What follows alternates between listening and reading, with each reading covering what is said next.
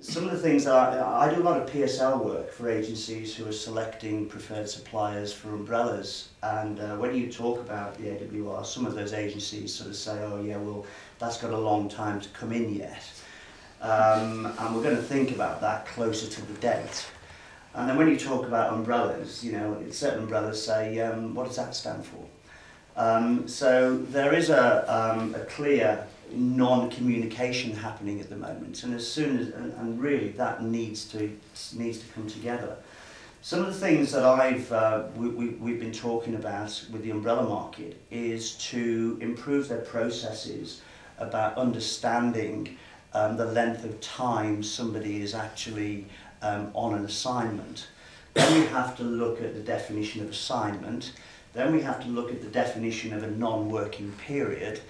Then we have to think about the solution that is being promoted at the moment, promoted being inverted commas, and that is the 1 hour contract, which creates there are no non-working periods, and therefore Regulation 5 doesn't come into play.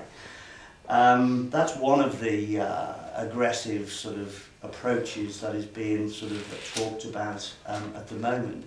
But as this is all going to go eventually into Europe and be pontificated by Europe, that's going to take an age to find out whether or not that actually is right, wrong, or indifferent. So I think in the low-paid sector, I think the 1 hour contract, I think, will be seized upon and will be more or less the standard until the trade unions get hold of it and take a test case. And I think the AWR, I think everybody's just waiting for the test cases because no guidance, full of interpretation. It's just going to be the test cases which create the law.